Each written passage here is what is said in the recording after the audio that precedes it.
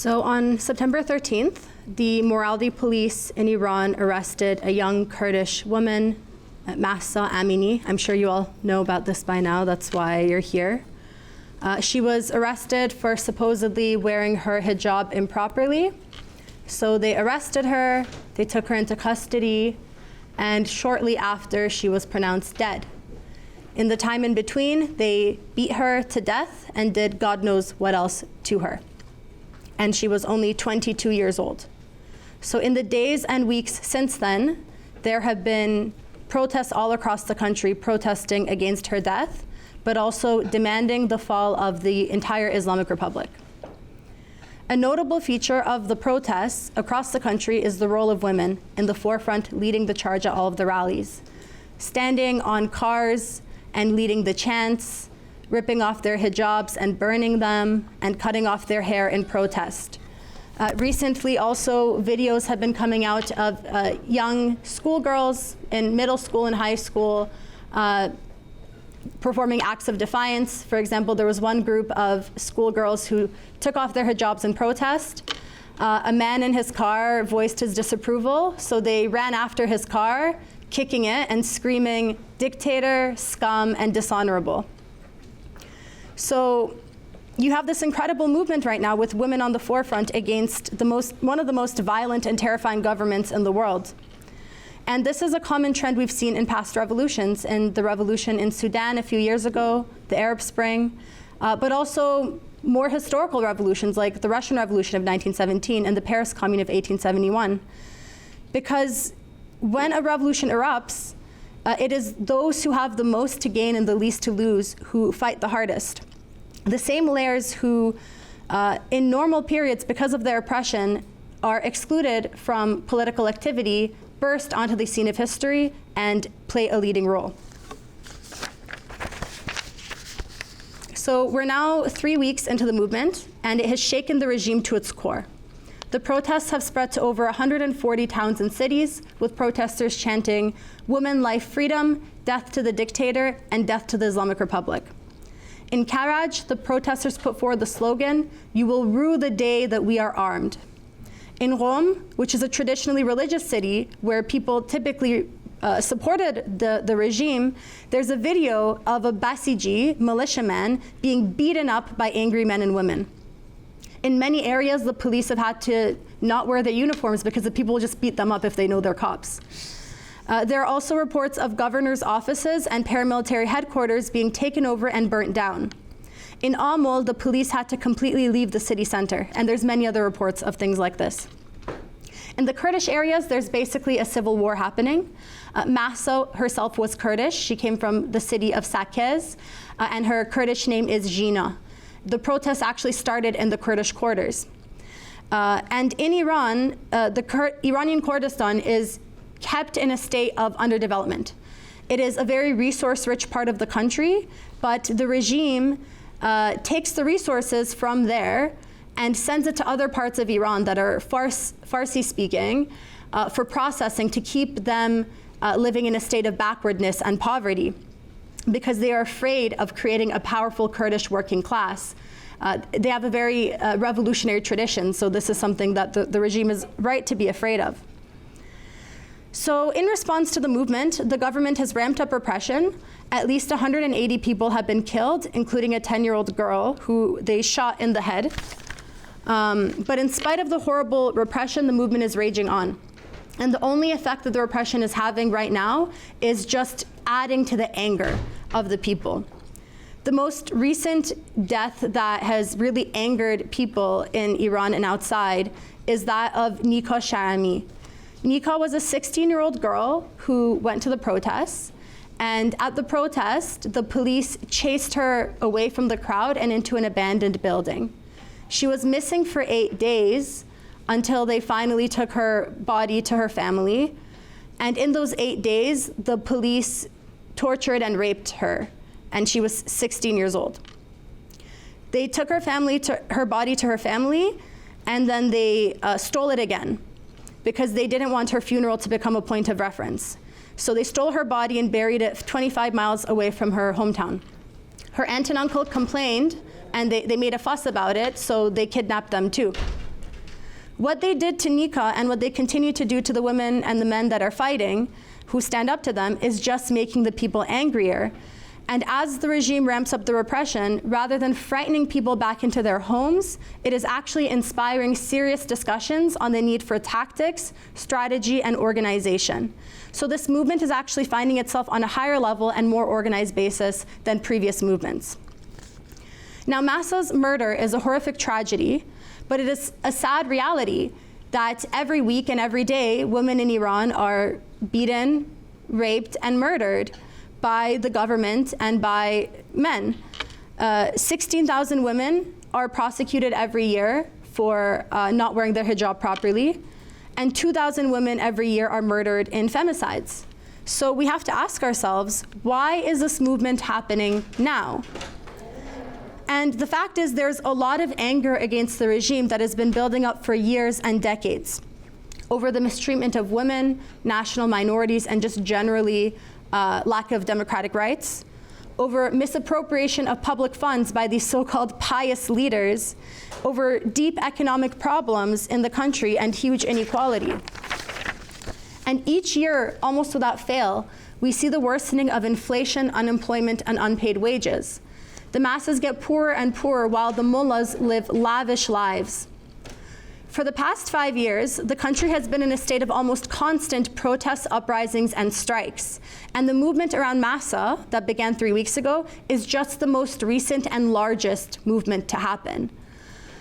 So this period of unrest that began 5 years ago started in Mashhad in December of 2017. Mashhad is the second biggest city in Iran, and historically, the population there is religious and very supportive of the government. So in December of 2017, a reactionary mullah organized a protest against the president, Rouhani, who's one of the moderates. So within the Islamic Republic, there's different factions, and something they would do is they'd organize protests against each other to score cheap points. So this reactionary mullah in 2017, he organizes this thing to strengthen his position and weaken Rouhani, the moderate, and he calls the masses into the street. So he brings them into the street with the chant, "Down with Rouhani." Very quickly, he loses control of the protest, and the chants become, "Down with Khamenei, death to the dictator, death to the Islamic Republic." This was a spontaneous eruption of rage by the lower middle class and working class youth against poverty, rising prices, and destitution, as well as against the wealth and corruption of the Iranian elite, particularly the clerical establishment. And the protest in Mashhad quickly spreads to other parts of the country that traditionally supported the regime, that traditionally would come out and defend them because they're religious, but no more. They're all coming out saying, "Death to the Islamic Republic, death to Khamenei."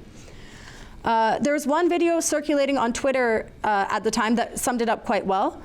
It was a woman at one of the protests, and she was saying, "I feel really bad. I went to Tehran twice to tell them about my problems.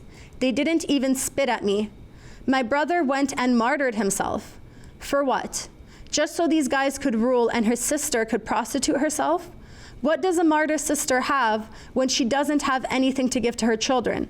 Fuck the honor of Iran. It hasn't given me anything, or to those like me. We are not Americans. I speak my mother tongue. Leader, look at these hands. Are my hands toiling, or are you? The children are sleeping hungry." This was partly also in response to the government saying that these protests were organized by foreign agents, which is a common thread that we see in Iran. So that movement died down, but at the time when it did, we made the point that this would not be the end of it, because all the problems still existed. The people were still poor and hungry, while the ruling class was living a life of luxury at their expense. The Pandora's box was open, and there was no going back. And we were right. Since then, there have been constant protests, strikes, and uprisings explicitly against the government. So for example, just a few months after this uprising, there was a farmers' protest in Esfahan over water shortages. So they were suffering the worst drought to happen in Iran for 50 years. And this drought is not just completely out of our control. It was very much due to incompetence, corruption, and mismanagement, because the government had all these irrigation projects happening, supposedly, putting millions of dollars into them, But the workers on the irrigation projects were not getting paid for many months. And a lot of these irrigation projects were incomplete or completely non-existent. But millions and millions of dollars were going to the pockets of these regime insiders that were contracted to run these irrigation projects. So yeah, they depleted all the major water reserves, major lakes and rivers, including Lake Urmia, one of the biggest lakes in the country. And they put fishermen and farmers in dire poverty. So the water shortage really shows the true parasitical nature of Iranian capitalism. The protests lasted 50 days, but eventually ended. But since then, there have been more protests, again, over the water shortages, because the neglect, the mismanagement, the corruption has not stopped. The water shortages have not stopped. The problems continue. In November 2019, there was another uprising. Rouhani was implementing cuts, and he cut the fuel subsidy. When he cut the fuel subsidy, fuel prices tripled as a result of this. So in response, thousands of poor young people poured onto the streets with an insurrectionary mood. Protesters switched off their cars and blocked the roads. And this protest spread to over 100 towns and cities.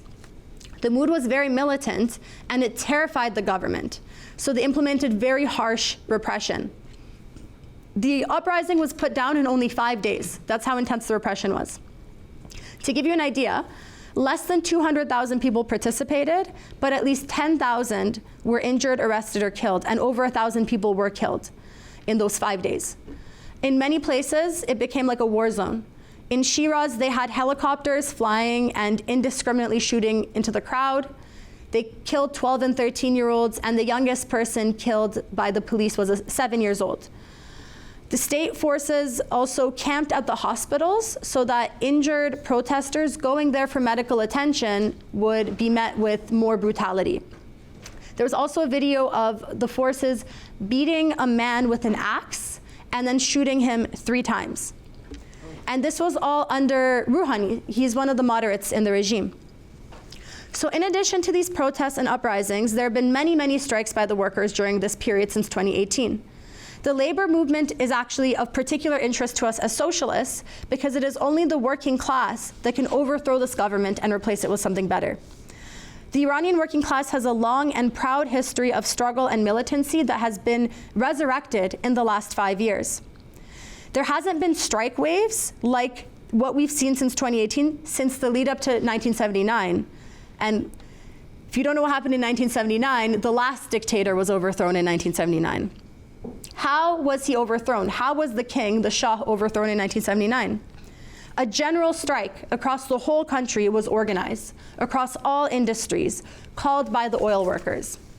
And that is the direction that the labor movement needs to go in today. Since 2018, there have also been dozens of independent trade unions have arisen. So up until recently, there were only like 2 independent trade unions in Iran. All the rest were state-run. But dozens and dozens of independent unions have sprouted up, which is a really important development in the country. And yes, there have been a lot of strikes. So I'm going to just go into some of them. In the year 2020 alone, tens of thousands of industrial workers went on strike, shutting down power plants, coal mines, railways, and petrochemical companies. Nurses protested over unpaid wages and overwork due to the COVID-19 pandemic. In August 2020 alone, 331 strikes and protests happened involving all sectors in that 1 month. Also, the Half-Tape workers went on strike in 2020. I want to bring special attention to the Half-Tape workers. These are workers in the sugar processing plants they have a reputation for being the most radical union in the country. And they went on strike in 2020 demanding that their unpaid wages be paid, that their company be renationalized, that the current owners of the company be arrested, and that their company be run under workers' control, under their control. This is basically socialist demands, arresting your owners, taking over the plant, running it by the workers. So they're very radical. Another significant strike was that of the oil and gas workers in September 2020. 25,000 oil and gas workers spontaneously went on strike all across the country. This is very significant because it indicates the class struggle right now is increasingly taking on a national character, which is unprecedented under the Islamic Republic. There's more examples, but needless to say, the government is terrified of the workers. And actually, in terms of the Haftepe workers and the oil workers I mentioned, the government accepted their demands. So in response to the government accepting their demands, the Haftepe union representative had this to say. Instead of saying thank you, he says, "The Rouhani government is incapable of dealing with the current crisis. The economy is completely paralyzed by the US imposed sanctions as well as the ongoing world economic crisis, and as an effect of decades of capitalist mismanagement." So they just like spit at the government again. So I could go on about the militancy of the workers in Iran, but you get the picture. And our union leaders here in Canada could definitely learn a lot from them, for sure. Now, since 2020, the president of Iran is a man named Raisi. He is an ultra-conservative who is known for being responsible for the executions of protesters following the November 2018 uprising and the mass execution of Iranian leftists and activists in 1988. Raisi has killed thousands of communists, and he is the current president. He is ruthless, and it is fitting that someone like him would be selected as president in a period of such mass upheaval. The regime is in danger, and they are scared. They have right to be scared, so they put him there. But regardless of who is president, what tactics are used to put the masses down, whether it's lies and deception or outright repression and executions, uprisings, social explosions are inevitable because of the crisis of Iranian capitalism. Today, over 75% of the people live under the poverty line. The youth unemployment rate is over 25%. Inflation of food is 70%. And workers spend an average of 90% of their income on food. There are shortages of water and electricity, and of course, there are no democratic rights and no freedom, especially for women and national minorities. So coming back to today, as I outlined, the movement around Mahsa's murder did not come out of nowhere. It is a continuation of the intense, constant struggle since 2018 against the hated Islamic Republic. But this movement that is happening now is on a greater scale and militancy than all of the others before it. It is clearly an escalation. And there's a lot of support for the present movement among the working class. As of October 1st, the unions that supported the protests included the truck drivers, the Council for Organizing Protests of Oil Contract Workers, the Haftepe workers, the Tehran Bus Company workers, the Teachers Coordinating Committee, among others. And these unions had been on the forefront of the escalating strikes since 2018. And also the Haftepe workers, local affiliates of the teachers union, and contract oil workers have joined the protests across the country. The truck drivers union actually issued a statement saying we need a general strike. And last week, after raids on student dorms and campuses where hundreds of students were arrested, student unions reacted by calling a national student strike to release the political prisoners. And this has become a focal point for the movement. The Coordination Council of Iranian Teachers Trade Associations also announced a national strike for Monday and Wednesday last week. The Council for Organizing Protests of Oil Contract Workers, which has organized several national strikes in past years, has also threatened to call a strike if the repression does not end.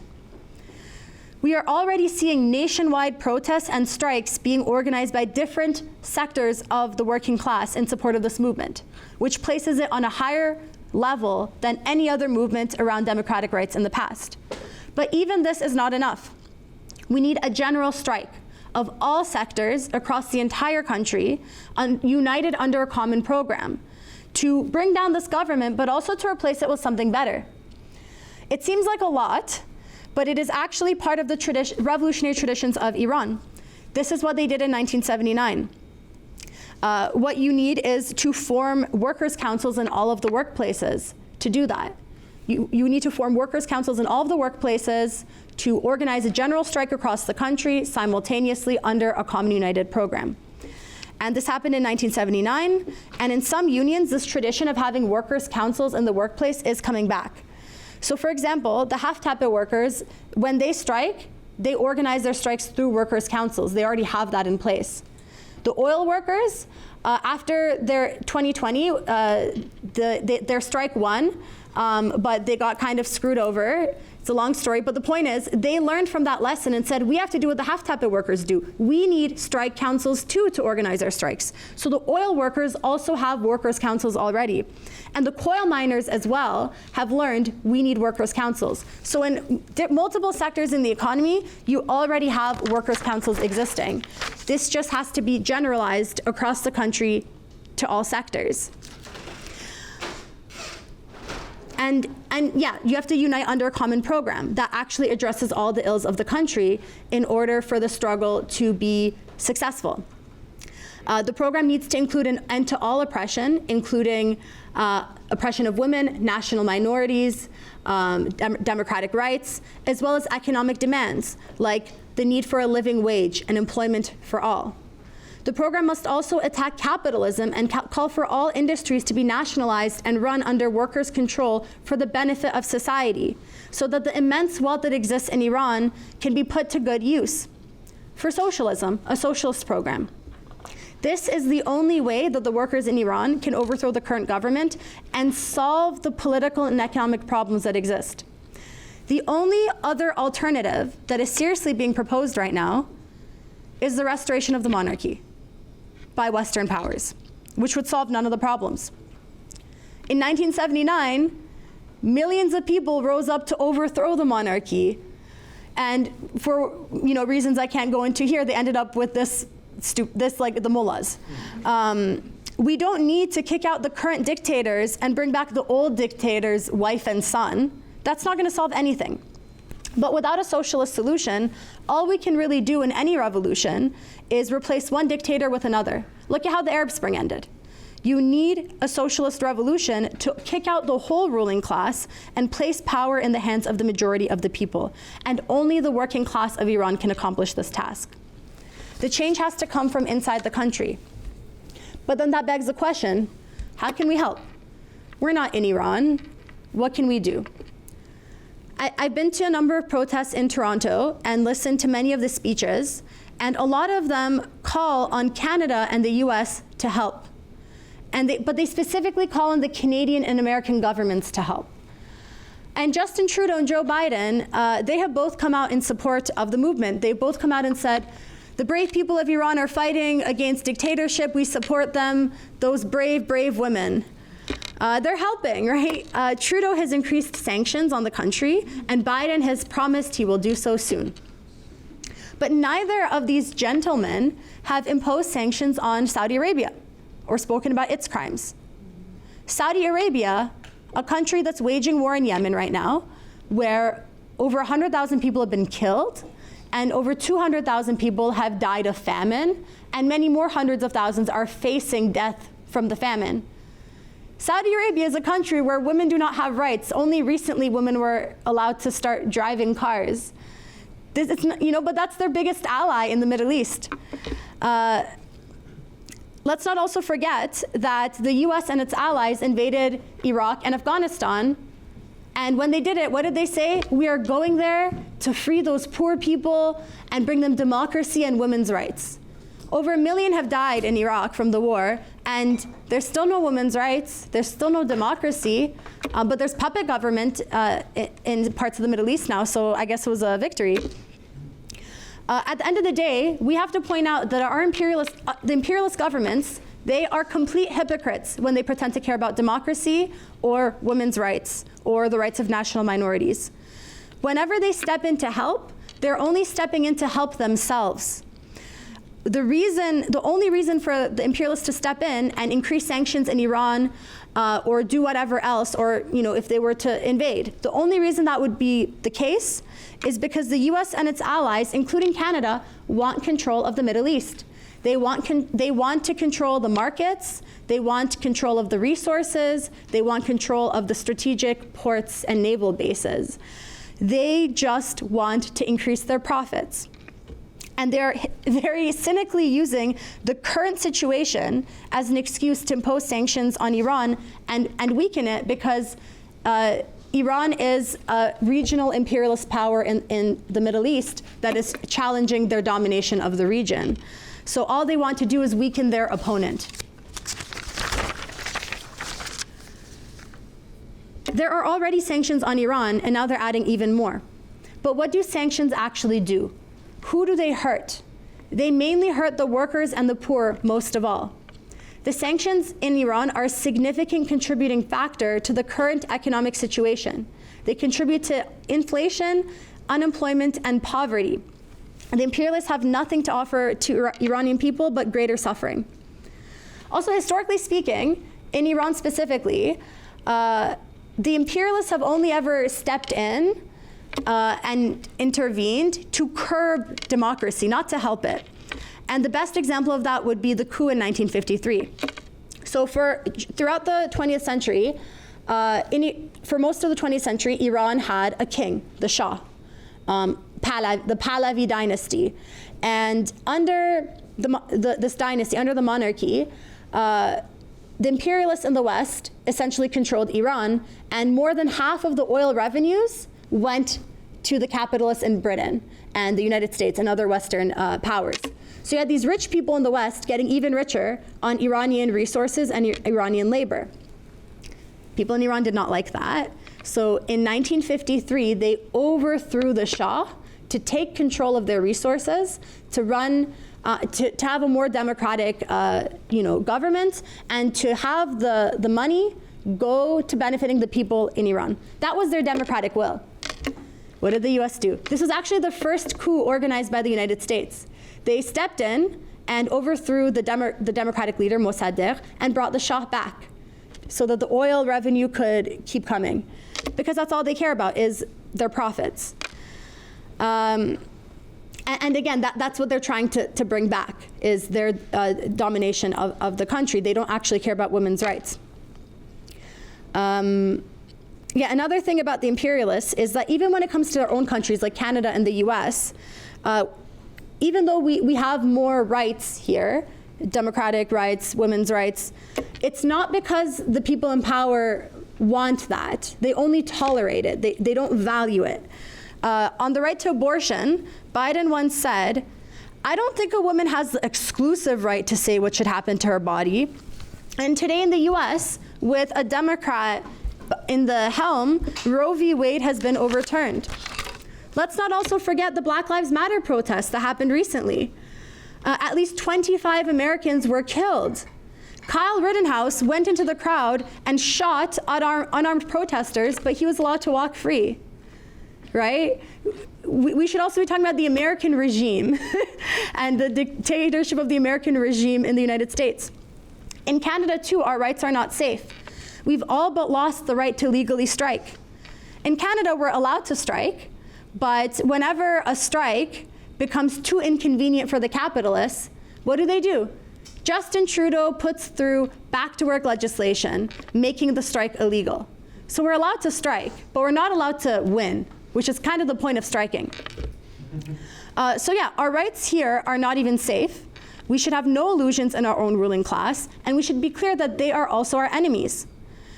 But as workers and youth living in imperialist countries, we can help people in Iran and the rest of the ex-colonial world. But we don't help by begging the imperialists to step in and meddle in their affairs. We help them, and we also help ourselves by fighting imperialism, by fighting the capitalists in the West, by fighting the governments in the West that represent them. As workers and youth living in imperialist countries, we are the only ones that can overthrow imperialism. By fighting the imperialists, we weaken their ability to impose sanctions and invade other countries. And by ultimately overthrowing them, we help the workers and oppressed of the whole world to forge their own path without their movements being derailed. If you support the movement in Iran and you oppose capitalism everywhere, including here in Canada, you should join us and help us organize.